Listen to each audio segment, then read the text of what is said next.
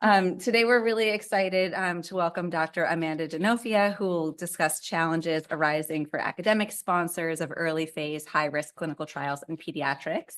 I'll introduce you in just a second, but we have a few announcements to start. So this is the first reps lecture of 2025. Starting from today, we are going to be holding reps on the second Tuesdays of each month. So make sure that we've changed that on your calendars. We're not on Wednesdays anymore. In February, we're going to be joined by Kate Spector-Baghdadi from Michigan, who's going to be talking about enabling genetic research with diverse ancestral populations. And you can see the full list for the spring semester here and on our website. We do have a very long list of prospective speakers, both internal to Penn and CHOP and external, but we always love to hear from you about people that you would like to see in this slot. So please share suggestions for people that you'd like to see here, especially people from diverse backgrounds and who would contribute diverse perspectives to issues relevant around research ethics and policy. We do have various online resources related to research ethics from our department. This is a series of short courses available for free continuing ed credit, some of which can be used to satisfy Penn and CHOP's human subjects training requirements. And then this is a new slide that our online education team has asked me to share with all of you, that there will be a behavioral economics workshop taking place from April 7th to May 2nd. You can snap a picture of that QR code, and the registration date is January 31st. And then just a quick note of thanks to all of our reps co-sponsors shown here, and thank you to Lisa Bailey for helping us get this together. So it is now my pleasure to introduce you. Dr. Amanda DiNofia is a pediatric oncologist in the sections of cellular therapy and transplant and hematologic malignancies at CHOP. She's also assistant professor of clinical pediatrics here at PSOM. Dr. DiNofia is responsible for clinical trial development and study startup and conduct for cellular therapies in pediatrics. She also serves as Associate Chief Clinical Research Officer for the Research Institute at CHOP, where she's built infrastructure that helps lead the efforts for CHOP and CHOP investigators to serve as sponsors for high-risk early phase clinical trials, which is what we're going to hear more about today. Just a word about questions and discussion. Dr. DiNofia said we can interrupt her throughout, so please feel free to do that. Those of you online are welcome to post questions in the chat, or if you raise your hand, I can call on you that way. And are we recording this session? Yes. So this session will be recorded, and that will get posted on our department's website. Okay, please take it away.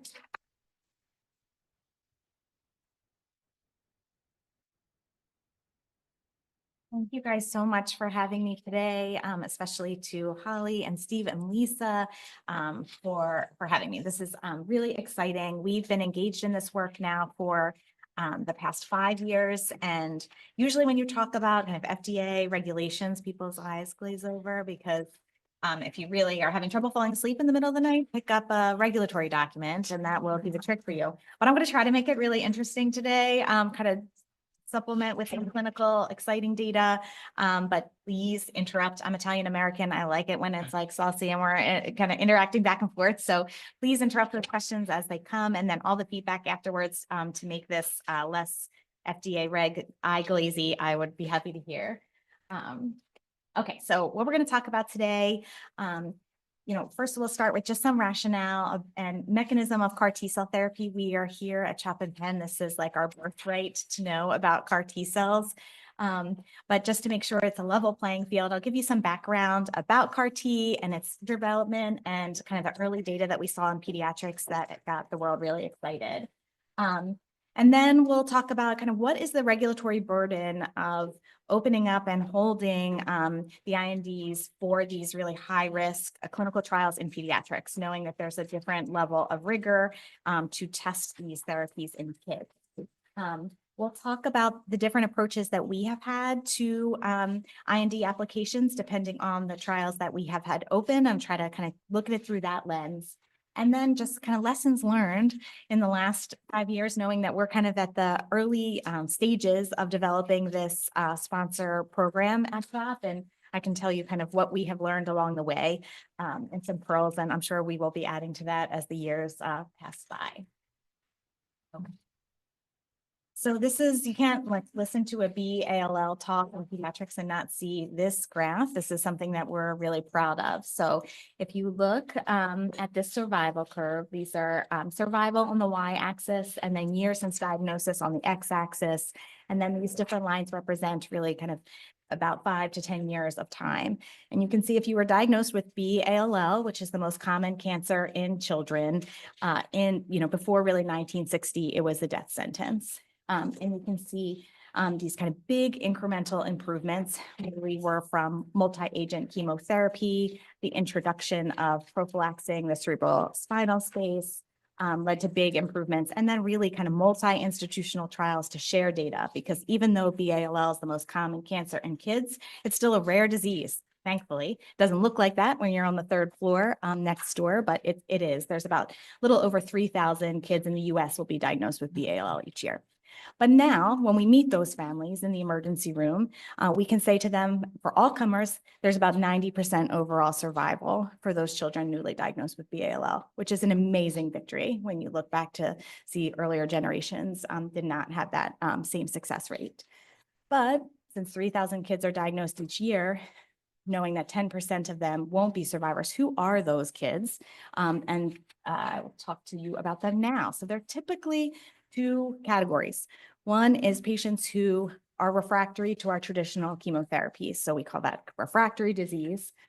This is a survival curve of disease-free survival on the y-axis and years from diagnosis on the x-axis. And MRD is residual disease. So can you still measure leukemia?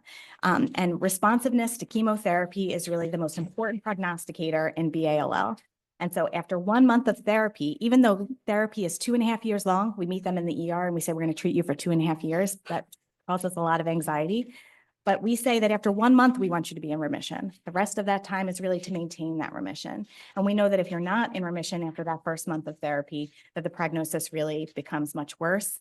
And this is a curve that shows the disease-free survival for those patients who do not achieve remission after the second month of therapy consolidation.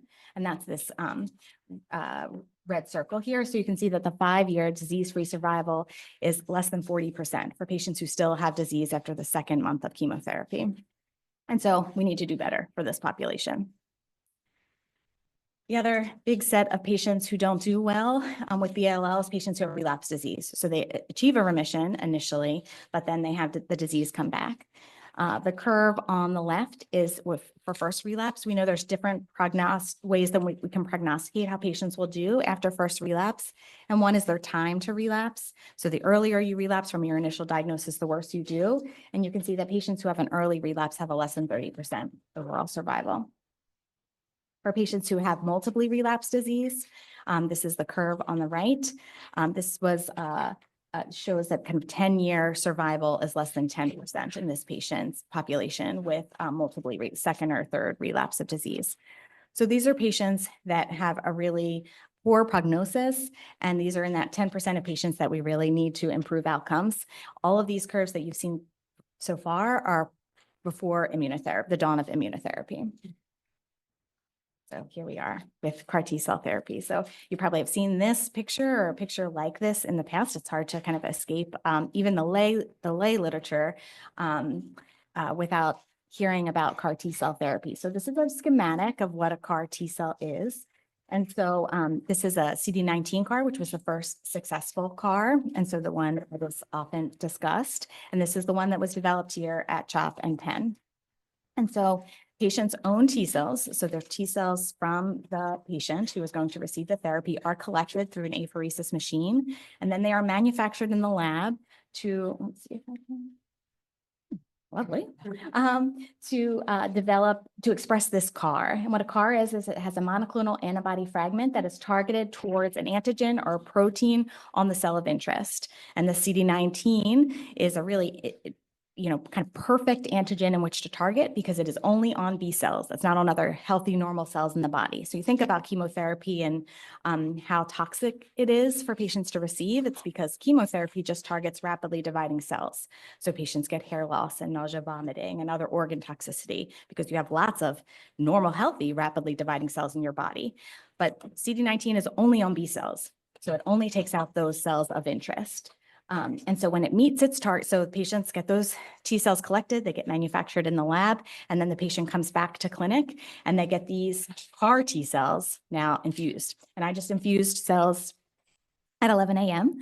So we do this a few times a week. And even though we've been doing this for many years, it's still exciting to think that you are infusing back a living therapy into a patient. So versus the chemotherapy that stays in your body for a few hours to days, depending on how it's metabolized, this CAR T cell is a living therapy that should provide ongoing surveillance from anything that with a CD19 antigen on it and destroy it, and then give itself a signal to multiply itself so that it is maintained continually in some patients for many years. So that's really exciting that CAR T cells have the ability to be really effective against BALL, but they also come with some toxicities. So it's important to kind of have that primer and know that. So the acute toxicities that we can see after CAR T cells are kind of in three major categories. One is cytokine release syndrome. So these are immune cells that you're infusing back into the patient. And so when they meet their target and destroy it and multiply, like I said, it was just very important for the CAR T cells to be effective. They have to go through that process. When they do that, they release a lot of cytokines into the bloodstream. And those cytokines are what cause a lot of the symptoms that we see after CAR. So when you have kind of flu or COVID or strep throat, the kind of the fever that you get, the kind of body aches and pains, that's actually not related to the virus that you contracted. It's related to your immune system's response to that virus. Well, it's similar in CAR T cells, that this manifestation of the CAR T cells working are these clinical symptoms. So CRS is kind of the blanket umbrella that explains, kind of describes most of the toxicities we see after CAR. The CAR T cell toxicities that are specific to the central nervous system is called immune effector cell associated neurotoxicity, which is a ridiculously overcomplicated name that we say, we call ICANS because it's much easier. And then if you thought that wasn't complicated enough, a third category is immune effector cell hemophagocytic lymphohistiocytosis syndrome, which is IEC-HS, which we'll talk about later in the talk. So these are kind of three major categories of toxicities that you can see.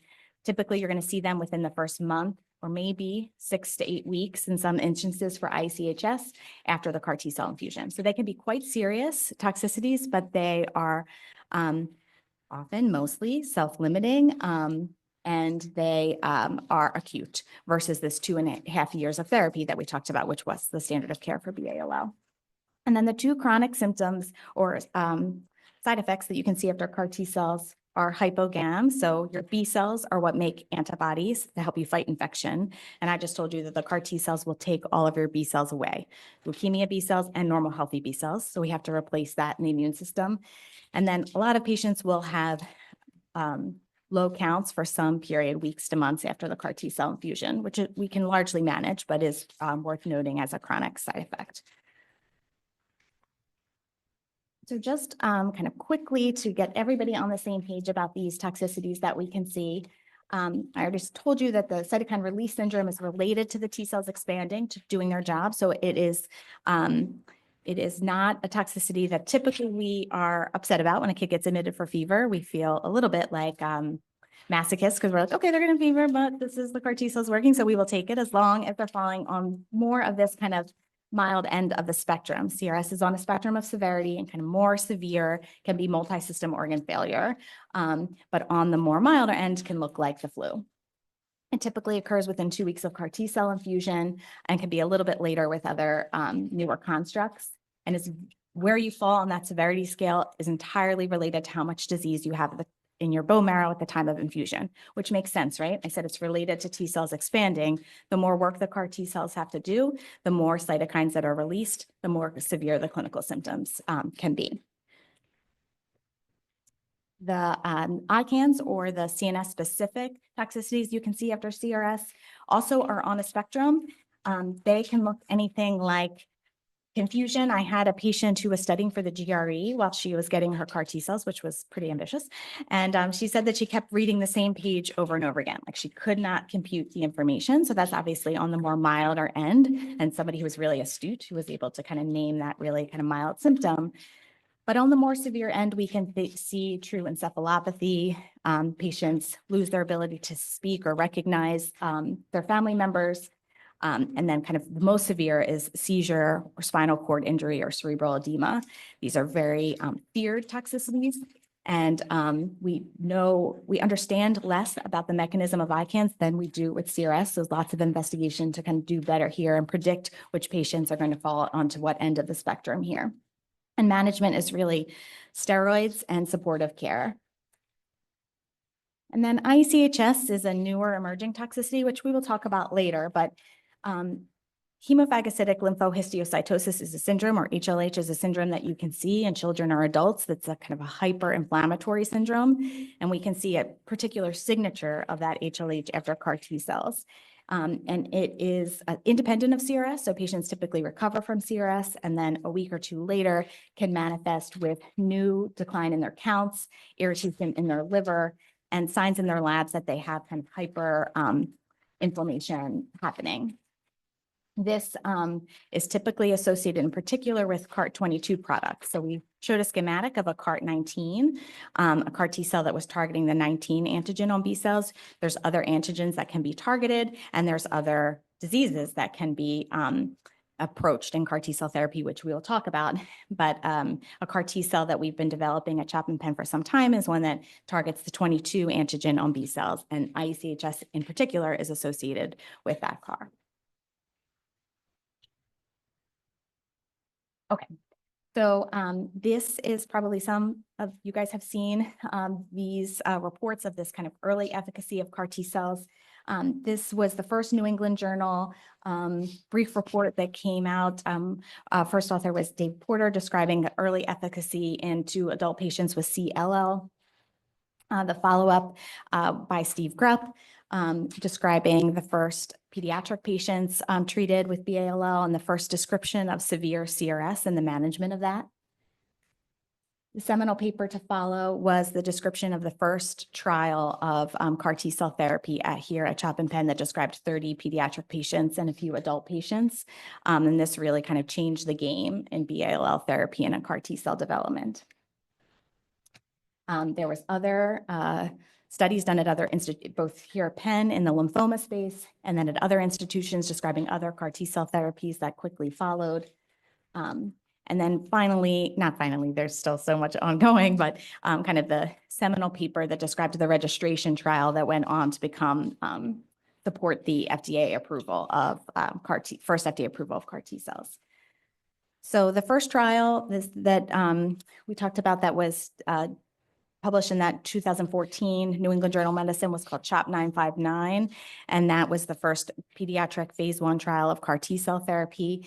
That was really promising. And so Penn and Chop partnered with Novartis, which is a pharmaceutical company, to develop this product further and hopefully to FDA approval to allow better access for patients, and eventually led to this registration trial called Eliana. That, they had to demonstrate that, yes, you can treat patients with CAR T cell therapy when you have this state-of-the-art manufacturing facility on Penn's campus, but can you distribute this product that's manufactured at a few different manufacturing facilities around the world and ship those products and treat patients in different centers and still it be effective and still it be safe. And so that was what this registration trial was. It was at 25 sites in 11 countries, and Chop and Penn were really the clinical leads. And the outcomes were really incredible. So this was the first, on the left was the first curve that was published in that New England Journal paper in 2018 that showed that EFS at 6 months was greater than 75%, which, remember, this is in those relapse refractory populations, which we saw the curves in the beginning of the talk that don't look nearly as promising as these do. This was a median follow-up of 13 months. And the follow-up study on the right here was a median follow-up of 30 months. To show that patients who responded 1 month after the CAR T cell infusion really largely had a durable response. and the median EFS among responders wasn't reached even at the 30+ month follow-up, which was really promising. So this went on to support the first FDA approval of CAR T-cell therapy. And that first FDA approval was in pediatric population, which is a real big victory for us pediatric providers because we almost never get a first approval in kids. And so this was a real source of pride. The approval was first in children and young adults for patients with second or greater relapse or relapse after bone marrow transplant, and that was in August 2017. Since that time, there have been 6 subsequent CAR T-cell approvals by the FDA. They are all using CD19 targets or BCMA, which is a multiple myeloma. They are all in adults. So we did well in the beginning with the pediatric approval first, but more work to be done to continue to allow better access for these CAR T-cell therapies for children across the country. We'll say at CHOP, 80% of the kids we take care of in the CAR T-cell space are not from Philadelphia. So patients have a huge burden to travel to access these therapies in early phase clinical trials. The patient that I infused at 11 o'clock, her dad had to get kind of a ad hoc job in New York to be somewhat close to them because they couldn't be here in Philadelphia for 5 weeks without income. So these things are real for patients. So this is what we work so hard to do. So there are continued challenges in BALL. So these are things that we should all feel proud about being here at Penn, that this is that Kymriah approval resulted from the work that was done here. But we can't sit on our laurels either, because there's still so much work to be done. You could see on those curves that even though they were much more promising than the first ones I showed you, there are still kids who relapse after CAR T-cell therapy. So and those are typically in the setting of the CAR T-cells don't last in the body long enough to provide that ongoing surveillance to prevent the leukemia from coming back. That's one instance. That's a CAR T-cell persistence problem. The other is that the leukemia in its infinite wisdom can get smart to the CAR T-cells and hide the antigen that's being targeted. So in particular, a CD19 we call it a CD19 negative relapse that can happen after a CD19 CAR treatment, which is unfair, but well described. And so that is why there are CAR22 products, because patients who relapse with antigen negative disease need alternatives. There's also patients who, I told you this is the patient's own T cells that are being collected and manufactured into CAR. And some patients don't have healthy enough T cells to tolerate have enough T cells to be collected to manufacture a product, or healthy enough T cells after they've been battered with leukemia treatment for many years. And we're seeing that particularly in the solid tumor space too. And so there needs to be better work to get around that. There are investigational agents trying to look at donor CAR T cells, but there are challenges there. So there's also pediatric cancer outside of BALL. Clearly I'm biased because I'm a leukemia doctor, but there are other type of cancers in kids, and we have a lot of work to do better and give these kids CAR T-cell alternatives. So there's T-cell ALL and AML, acute myeloid leukemia, neuroblastoma and CNS tumors in particular. CNS tumors are the second most common cancer in pediatrics. So there is a lot of interest to try to improve therapies in that space. And neuroblastoma, relapsed neuroblastoma is almost universally a death sentence. And so really trying to get better therapies for those patients. There's also pediatric disease outside of cancer that is very morbid, and in particular, lots of interest in autoimmune diseases, using CAR T cells in that space, and really encouraging adult data, small adult data that has come out in the last year or two. So a big push to kind of push that to the pediatric side. And then we talked about this amazing manufacturing facility here that we have at Penn, but that is expensive and hard to access for lots of patients. So is there ways to get CAR T cells quicker and cheaper? So these are just this is a quick list. Somebody could give a talk just about challenges that lie ahead in CAR T cells. So we're going to transition a little bit into kind of operationally how we make these CAR T cell trials happen. And so we have kind of hopefully now a shared understanding of CAR T cells, their promise, and what continues to need to be investigated. So historically, just for context, all of these trials, CHOP 959 was the one that I talked about, but many after that were trials that were supported by the Penn CCI.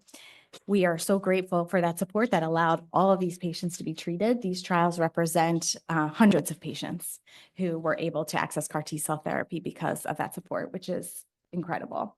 And it allowed the development of many new CAR T cell constructs. But about 5 years ago, there was a push within CHOP to see if, not to see, but to kind of develop the infrastructure so that we could support these trials administratively. So CHOP has had rich experience since 2012, when the first famous patient pediatric patient was treated with CAR T cells, rich experience serving as the study team.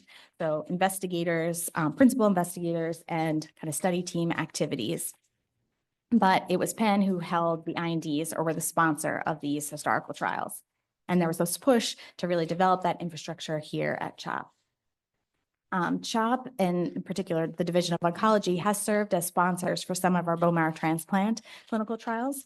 But like Steve and I were talking about before this talk, those bone marrow transplant trials involve kind of manipulating the stem cell product that patients get as part of their bone marrow transplant. And the toxicities that we see in bone marrow transplant are almost always related to the therapy that they get to prepare their body for the transplant, and not that investigational product. So while that is a really important avenue to get patients the best and least toxic product, it isn't a high risk endeavor in the same way that CAR T cell therapy is, which is why I wanted to show you all those toxicities to really prove that this can be really serious and toxic, albeit effective. And then CHOP as an institution has investigators that have served as both kind of sponsor investigator for certainly single patient INDs and smaller or lower risk clinical trials, but there had been no CHOP sponsor experience for really early phase, high risk clinical trials. And so that's what we were tasked with. But now to kind of, we have a level playing field from the clinical aspect. I just wanted to make sure we had that from the regulatory aspect as well. I'm kind of throwing around words like IND and investigators. And so just wanted to make sure that we all were thinking the same about these definitions. So a clinical investigation is an experiment in which a drug that's not approved or not approved for the proposed indication is administered or dispensed to subjects. And the patients who really, or the people who really lead those investigations, are the principal investigator and the sponsor. And a principal investigator is that person who supervises and often participates in the conduct of the clinical investigation. They are responsible to the patients. They protect the rights and the safety of the patients. And they report to their kind of big boss to make sure that they are doing their job is the Institutional Review Board, or the IRB. The sponsor is the big boss. They are the ones that take responsibility for and initiate the clinical investigation. So they're the ones that kind of empower the principal investigator with their role. They ensure that the investigation is being conducted according to the protocol through all different levels of oversight, which we'll talk about. And they report to the FDA. So that is their kind of person who's ensuring that the sponsor is conducting appropriate oversight.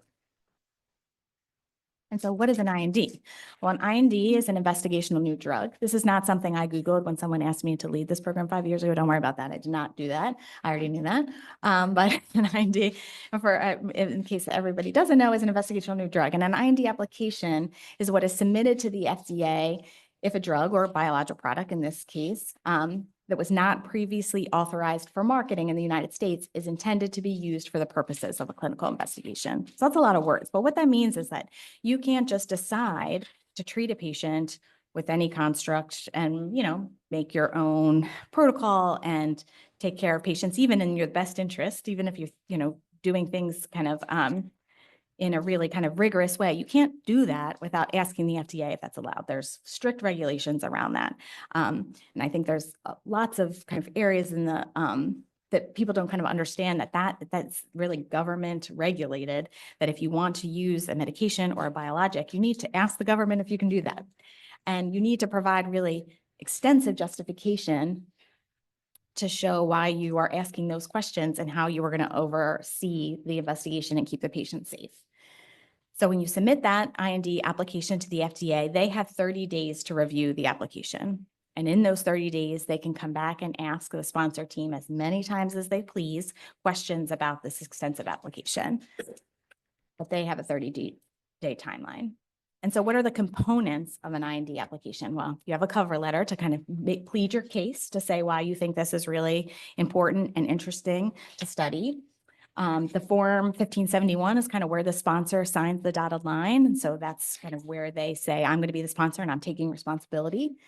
It has, of course, an introductory statement, the general investigational plan, which essentially I think of kind of like as the abstract of the IND, really kind of short form, summarizing all the data that the FDA will see.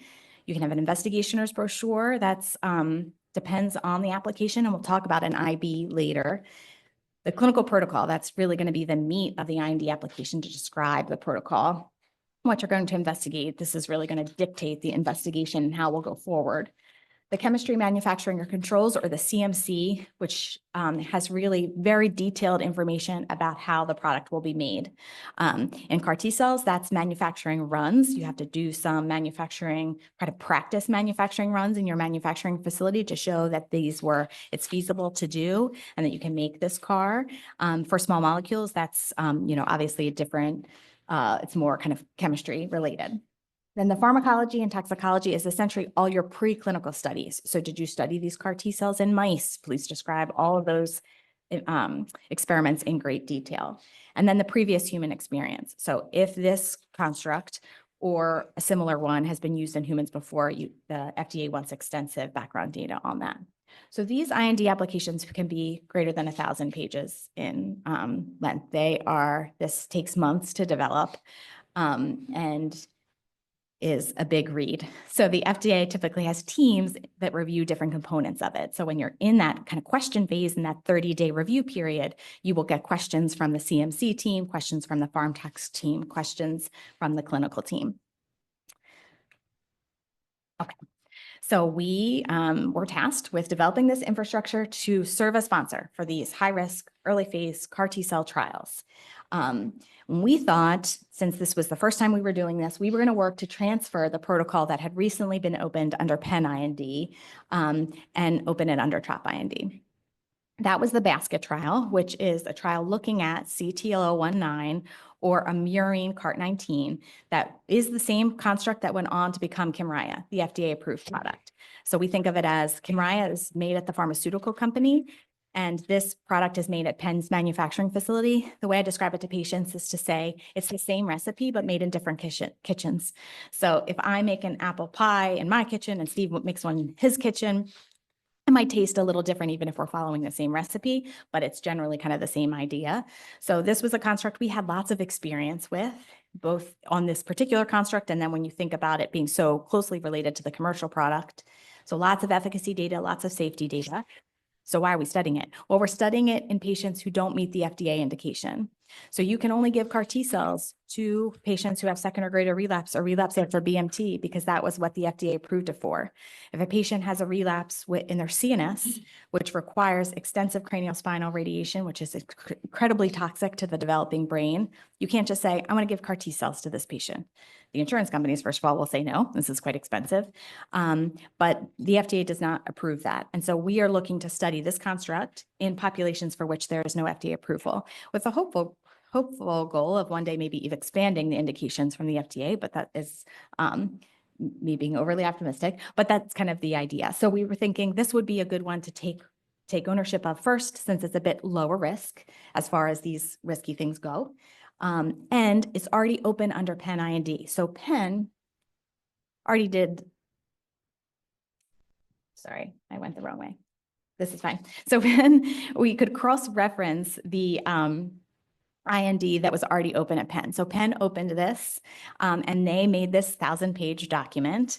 And so there is something called cross-referencing, which allows you to reference someone else's IND that's already open. And what that does, it allows the sponsor for the existing IND to share this information with a partner, scientific partner, without having that scientific partner see all the information because it's proprietary, which is the way it goes. And that totally makes sense. And so the sponsor has to get, the existing sponsor, so the sponsor at Penn, a CHOP, would have to get a letter of authorization from the sponsor at Penn to say this was allowed. We can't just say, oh, I would like to cross-reference a trial open at the NIH. The FDA doesn't allow you to do that unless the NIH says, sure, Amanda and team, you can reference our IND. So that requires, you have to be scientific partners in order for that to happen. So Penn was super supportive of us developing this infrastructure and was super helpful in us doing that. And they, of course, were supported this granting of this LOA that allowed us to cross-reference this IND. So what that meant is that, So what that meant is that these kind of really onerous parts of the IND application, the CMC, the farm tox, the previous human experience, we could just cross-reference Penn's IND. So what that said is that we submitted to the FDA these sections, because of course we had to write our own protocol and, summarize it and all of those things, but we didn't have to give them any manufacturing runs, any preclinical data. We didn't have to summarize the human data that Penn had already done. And we just said, please refer to this IND for those components. That's a cross-reference. And so we submitted the IND. This was our first IND submitted under CHOP in December 28th. 2020, and we got the study may proceed within 30 days. So that's the goal. They have 30 days to review it. They are motivated to allow the study to proceed in those 30 days because they don't want it to hang on, but neither do we. And so getting that study may proceed is a victory within the 30 days. So, and study may proceed is like a real buzzy FDA word and study team word. That's like, those are the golden tickets that then you have the IND. However, we had still lots of work to do. Because yes, you can write an IND and submit it to the FDA and survive the back and forth of their information requests, but then can you support the work of the sponsorship? And so I always say when we get the study may proceed, great, now we got to do the work. So we opened the IND, but we didn't transfer the protocol over to CHOP IND until we felt like we had the work done. And so what did that work entail? So this is all the things we had to build out at CHOP. We needed to build a regulatory team.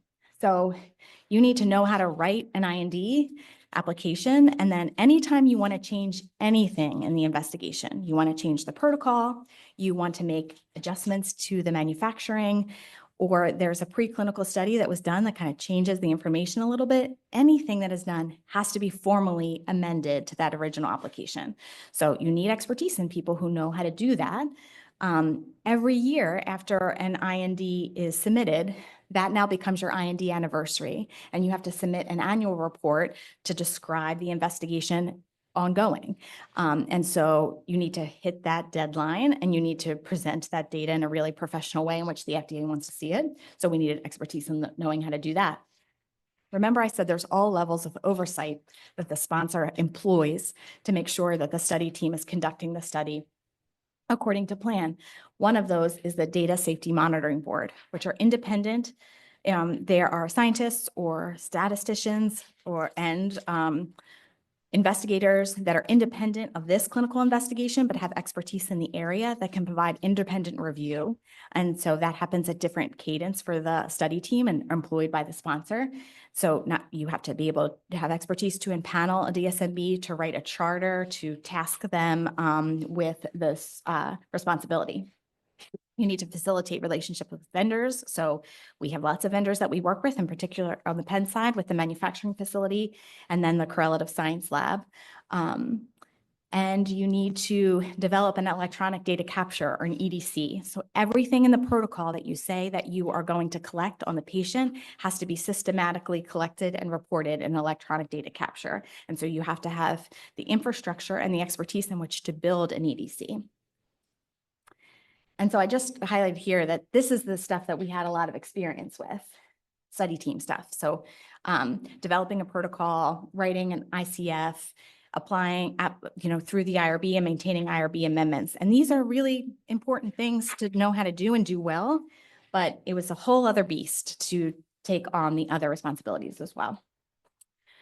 Another layer of oversight is monitoring. So monitoring makes sure that the data that you're collecting and the EDC is accurate and according to plan per protocol, and that they make sure that all the investigators and the regulatory filings are appropriate. And you need to employ them and then write a data safety monitoring plan for these for this level of oversight. And then safety team. So we had a safety team, of course, as a study team. We had research nurses who were collecting adverse events and reporting them to the sponsor, but we needed to kind of up the ante, make sure that there was expertise in knowing how to report that and the timelines in which you need to report safety events to the FDA. And then some pharmacovigilance build out. So not only are we just regurgitating information to the sponsor, now that we are the sponsor, we have to look at the data systematically, make sure that we're not seeing patterns in data that should be worrisome. And then dose limiting toxicities, which need to be collected in a phase 1 trial, require a different level of scrutiny. And so that making sure that we had that kind of level of expertise. And then finally, lots of guideline development to spell out all this work that we were doing, because if you're ever going to be inspected by the FDA, they want to make sure that this is not just something on whim somebody says one day, that these are kind of systematic processes that are being conducted by the study and the sponsor team. So we had to kind of build a SOP and guideline library. Boring, but necessary. Okay, so the next steps after we build it all out, you can see that took almost a year to do. And we were kind of doing that as we were applying to the, submitting the initial IND application as well. So it wasn't until September of 2021 where we transferred the protocol over. So I try to highlight when we did something for the first time. So this became the first CAR T cell trial now under CHOP IND in September 2021. So yay, we were very excited about that. We felt like we were ready to execute. But there's more work to be done, which I kept saying. So what's the next thing that we did? Well, we wanted to open a humanized CART19 trial for BALL, but manufactured on the Prodigy machine. So we had experience with the Prodigy machine, which is kind of an all in kind of one system way in which cells can be manipulated. We have experienced that on the transplant space. And there were other institutions across the country who had built CAR T cells within these Prodigy machines, but we had not done that on CHOP and Penn's campus. And so we wanted to build, instead of the murine CART19, which was the one that went on to become the FDA approved product, and that we were studying in the basket trial, we wanted to study a humanized CART19, but manufacture it in the Prodigy machine on CHOP's campus. And so the story, we always talk about like, what's the story about this kind of trial? The story for the FDA was that we have considerable safety and efficacy experience with a humanized CART19. If you remember back to that slide that I said, all the trials that kind of that Penn supported as sponsor on the CHOP side, we had a phase 1 and a phase 2. So we treated almost 200 patients with a humanized CART19, but manufactured at Penn's facility. So we were trying to make the case that we could do this, but and manufactured in a new way. But this was a new challenge because there was no cross-reference. There was no IND open at Penn making these CAR T cells in this way. And so we needed to author for the first time our own CMC section, our own farm tox section, and populate the fairly extensive human experience. And just to kind of orient everyone, I've talked about this a few times, but the clinical cell and vaccine production facility at Penn, the CVPF, is a super well-oiled machine. This is an outstanding CAR T cell manufacturing facility that has really been an example for programs across the country and world. And we're so grateful to have them as partners. But we were also looking to study, can we just do this in this little machine here, which had been done, like I said, at other institutions, and really make a case for that this technology could be used to make CAR T cells that were just as effective, that would reduce the manpower and allow potentially point of care CAR T cells. Now, we also are thinking about these bigger pictures, which I didn't put on the problems to solve going forward, but CAR T cells outside of the United States in countries that are not as developed as ours. Is there ways to bring CAR T cells therapies to those places? And the Prodigy machine is being used in country and not necessarily Prodigy, but systems like it in India and other countries to try to see if this can be expanded to other places. So we, the FDA bought our story and we got a study may proceed in July of 2022. Steve Grupp is the sponsor, Ali Lay, he's the PI of that trial. And this was the first all in-house CHOP CAR T cell study. So we were the study team, we were the sponsor, and we also had the manufacturing. And this was our first dose escalation. So this was our first foray into phase 1 with us being sponsors. So really kind of that level of safety data scrutiny with dose limiting toxicities. This was also our first and preferably our last placement on a temporary clinical hold. Unfortunately, we had a patient who had a grade 5 event, so it died during the investigation from high-grade ICANS, which was devastating for all involved. And also, we learned a lot from a regulatory and clinical trial space from that patient. The FDA very appropriately put us on hold to kind of investigate why that happened and to come up with plans to try to mitigate that risk going forward. And so this trial was on hold, which is the thing that the FDA does when there is a safety event on a trial, and did allow us to reopen. Can I ask a question? Oh, please.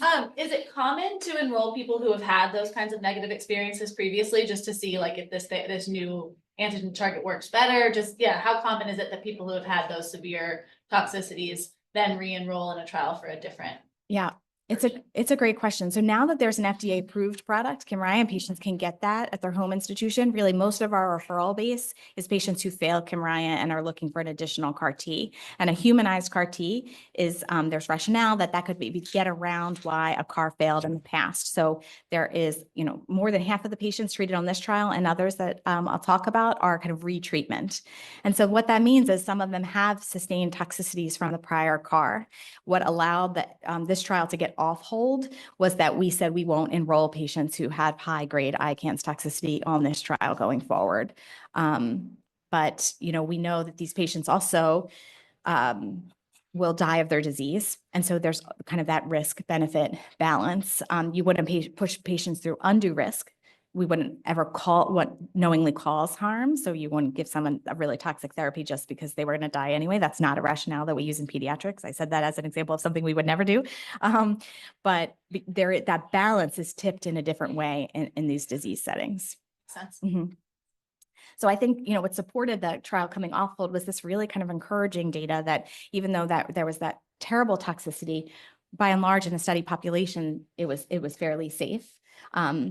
There were 2 high-grade ICANS. One was the patient that we talked about, another who had grade 3 ICANS, and 1 grade 3 CRS, really not other high-grade events, and that the relapse-free survival, so the outcomes for these patients are really promising. This is a median follow-up of 5 months, so early. This was presented by Dr. Leahy at ASH this past winter, or this past December, but really a very positive curve here. So we'll see how this plays out over time.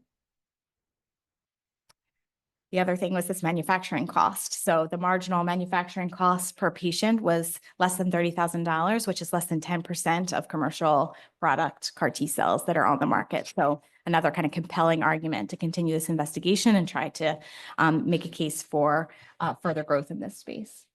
So this is active and enrolling trial.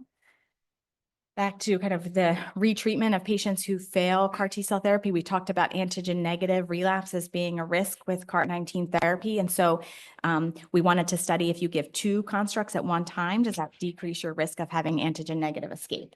This was a trial that was being done at Penn. So this could be a cross-referenced IND. There's previous human experience here in the adult setting. So this was kind of a more straightforward IND submission. And we got a study may proceed in December of 2022, and Regina Myers is the PI of this study. But always things to learn. So this was our first time administering 2 CAR constructs to a pediatric patient at CHOP, and this was a first in children study. And because there's lots to learn, this is where we learned this new emerging toxicity of IECHS. And we saw that half of patients experienced IECHS and a good percentage experienced really high-grade IECHS. This gave us big time pause on this trial, pause as an internal pause, FDA pause. That's also a FDA buzzword. We were not put on hold for this trial, but we kind of stopped ourselves and really looked back at the data. What is really encouraging is this is a highly refractory population. Most of these patients have had a history of bone marrow transplant, has had a history of 1 or more prior CAR T cell therapies, and so heavily pretreated population with early response being exceptional. And so we kind of did an internal pause and thought, how can we go forward? Because this feels really worth studying, but do it in a safe way. And what we have done is what we found that their CAR-22 proliferation of the CAR T cells was really robust and was likely driving this IECHS. And so we dose reduced 22. We restricted enrollment to patients who had a history of CAR T cell therapy. So patients who had alternative therapies, including alternative CAR T cell therapies, were limiting, really trying to get the kind of highest risk patients. And then we were treating 6 patients. We're treating our 5th now, and then kind of reevaluating the data and presenting that to the FDA and the IRB before proceeding. So we're learning. Amanda, we have about 10 minutes. Okay.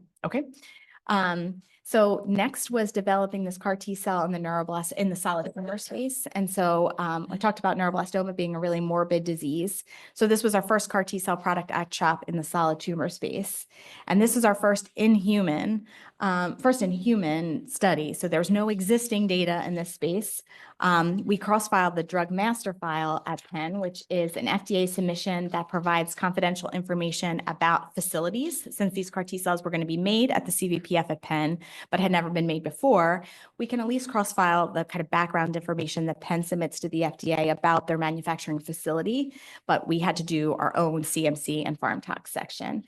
The drug master file supports an IND application, is not an independent section of the IND. And so talked about that this was kind of brand new authorship.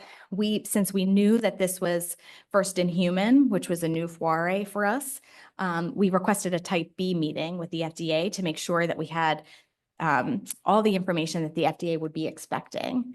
And so what is a Type B meeting? That's a pre-IND formal meeting that you have with the FDA to get feedback on your IND application. So you give them kind of a Cliff Notes version of the IND application and you ask them for feedback. Like, would this support an IND application? Is there enough manufacturing runs? Is there enough preclinical data so that you set yourself up for success? We got a study may proceed from the FDA in April 2023. This is active and enrolling, and this was our first in human CAR T cell study under CHOP IND. And then hot off the press, which this was, I kind of had the slides final, and then we got this information, so I added to it because it's exciting. We have been developing using the murine CART19. Again, I keep saying this over and over again, but that's the one that went on to become the FDA-approved product that we are studying on the basket trial for new indications. So lots of safety and efficacy data in B-ALL. We have been developing using that construct in lupus in pediatric patients. And it's a similar IND story that we told to the FDA for the Prodigy trial, saying this is a very similar construct of which we have lots of information, but just being manufactured on the Prodigy machine in a slightly different way. And so it did require CMC because we are manufacturing at CHOP, but very little Pharm Tox because it feels silly to study this in mice when we have all this human experience. So the human experience is essentially all the stuff we've had at CHOP with this exact construct, and then essentially can extrapolate to the commercial products since they're so similar. And then this became our first CAR T cell product at CHOP for a non-malignant indication. And on Friday, we got our study may proceed. And Caitlin Elgarden will be the PI for that trial. So look forward to seeing us executing this in the non-malignant space. So just the last minute or so, I just wanted to give some kind of lessons learned over this experience. So we now hold 5 INDs for pediatric phase 1 and 2 CAR T cell studies in pediatrics, and there's 5 on deck. And so what have we learned? One thing is that there seems to be a difference in the FDA expectations from an academic versus an industry clinical trial. So all the FDA guidance, which are the things I told you to Google in the middle of the night when you can't fall asleep, or the FDA guidance documents, most of all of them have in their title industry. So like industry guidance for X, industry guidance for Y. They don't speak to the expectations for an academic IND.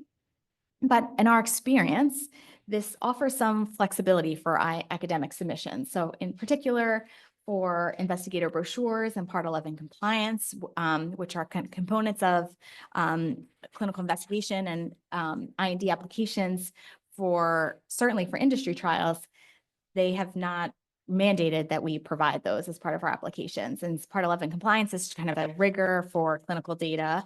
An investigator brochure is a compilation of preclinical and clinical data that you continually update about a construct. Both of those things aren't necessary if you are hoping to engage the FDA about a new drug application. So hoping to develop something into an FDA-approved product. But really the expense for a lot of these things, in particular Part 11 compliance and the rigor of the data that is necessary to support an NDA is more than an academic center alone could ever support. And so you really do kind of need an industry sponsor if you're moving towards an NDA. And so our thought always is that we are developing these early phase trials to hopefully develop really encouraging preclinical data that if it's promising enough to develop into an NDA, we would have to engage an industry partner and have a different approach for those subsequent clinical trials. The other is the first in child and first in human.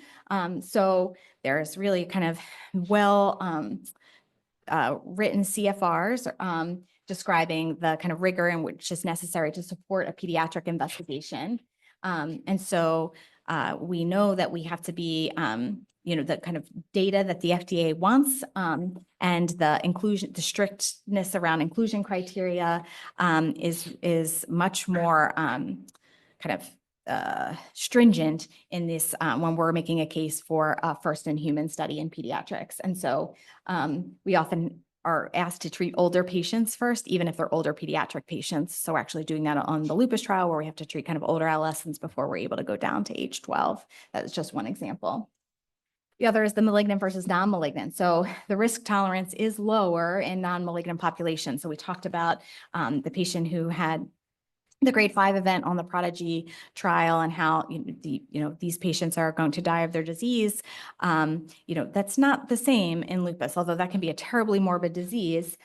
We really had to make a different approach to our clinical protocol and our IND application, talking really much more extensively about the chemotherapy exposure that prepares the patients for the CAR T cells because this population may not otherwise receive chemotherapy, and really make the inclusion and exclusion criteria much more narrow to allow to be risk tolerant enough for the FDA.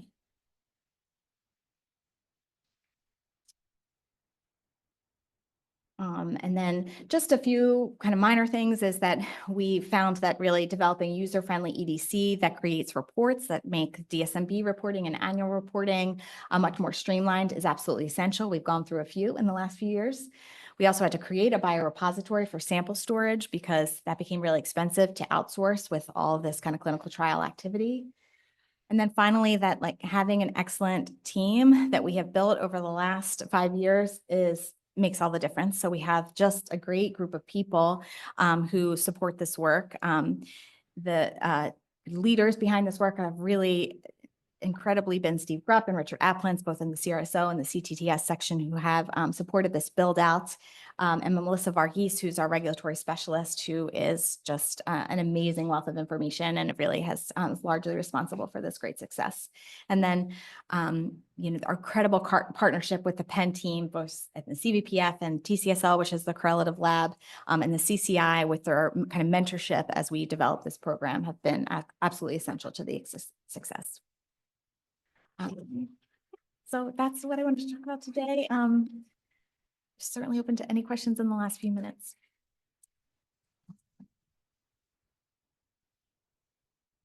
So I know you were tasked with building out this IND clinical trial capacity at CHOP.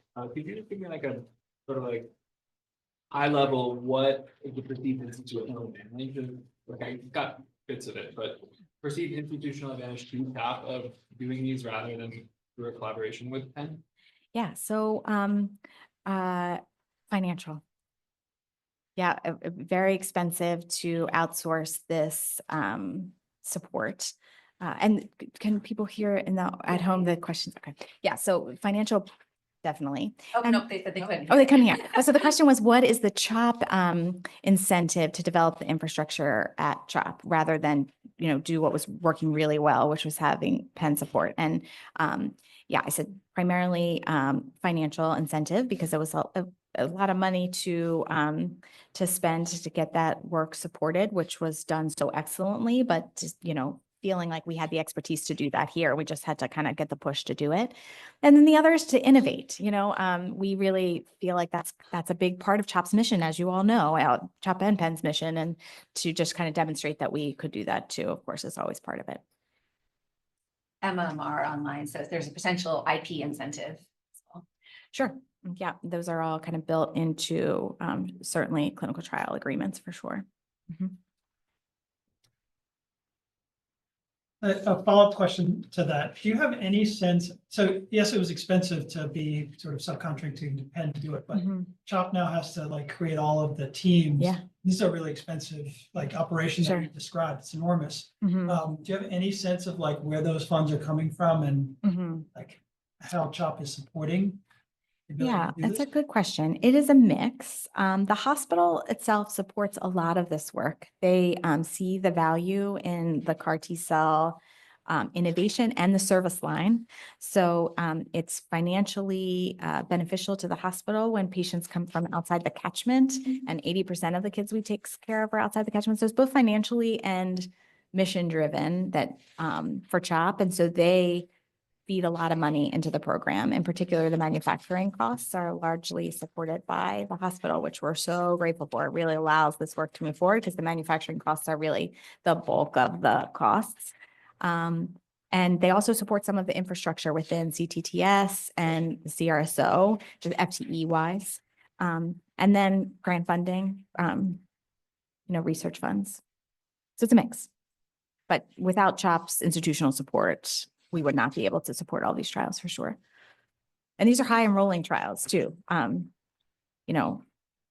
Upward over 50%, over 50 patients are on the accrual for most of these trials that I presented, which for phase 1, 2 and pediatrics are large, but we're trying to innovate and learn and also give access. So it's a combination of those things. We're out of time. Thanks very much. All right, thank you guys.